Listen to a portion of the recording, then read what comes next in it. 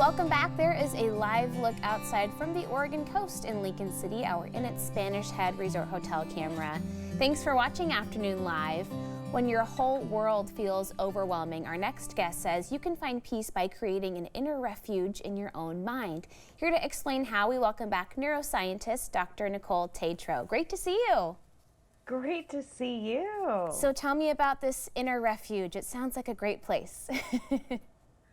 So inner refuge is really our ability to come back to that safety and inner peace and security within us in each and every moment, especially when things in the world go awry. In our external world, we can feel flooded with worry and emotion, and that inner refuge really allows us to come back to that calm that always exists within inside of us. And it's something you have to work on developing to access it kind of as quickly as you can? Yeah, so it's a practice, and like there's three main ways that you can begin your practice. And the first is really your awareness. So you inquire and you ask yourself, what is arising? Why is it arising? And then the next really is bearing witness. So allowing the experience to be exactly what it is, kind of like how we allow clouds to float away in the sky. They come and go. And then the third is really offering yourself compassion for the experience you're having. Because an experience is a moment in time, right? We're not stuck in that moment forever. Exactly. It's transient. And, for example, we have 28 core emotions that we have the capacity to feel. And within 16 seconds, an emotional experience arises and it could fall away. And you can really attach to an emotion, which can really put you in a direction where you could get even flooded further. And so your inner refuge is really a way to kind of step back and you pause and you allow yourself to see that experience for what it is. Okay, and you have some concrete ways for us to start building that inner refuge. And the beginning is really simple stuff about breath awareness to self-soothe. Yeah, so breathing is one of our core things where we can calm our nervous system. Specifically when we take in a breath with even counts of 4 in and 4 out, that's a very simple way that you can regulate your nervous system and you can get into that present moment.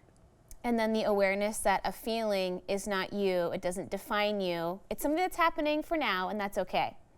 Exactly. So much, and a really good practice around that is to say, I'm feeling X, and it's an experience. This experience is not me.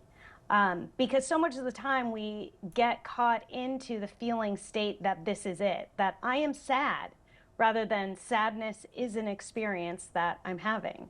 Yeah, that's a great point. And then being able to reassure yourself, this one can be tough sometimes, using that compassionate language within your own inner voice. Yeah, and I mean, one of the simplest thing is just coming back. It's this neuro-linguistic programming where you could tell yourself a soothing phrase and come back to it. And I really advise people to kind of come up with their own, because that's what's going to resonate. But a simple one that I always use, like, I'm okay, all is okay, and all will be okay. And sometimes we could even kickstart ourselves and say, things can even be better than okay. Oh, that's a great way to set yourself up for even more success moving forward. And then sometimes you can also just imagine a peaceful place, maybe in nature.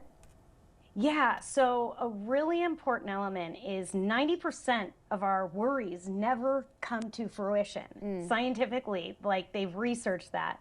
And we know having a positive imagination for positive outlooks, and specifically when we can imagine being in nature, nature is a way that we can calm our nervous system as well. So just grounding into a place in nature that you find as a resource can be something that can really help soothe you for challenging experiences that arise. Yeah, that's a great point. Do you have any tips for folks who are maybe more prone to negative self-talk? I know I get caught in that cycle sometimes, to kind of get yourself out of that and shift your focus in a more positive direction.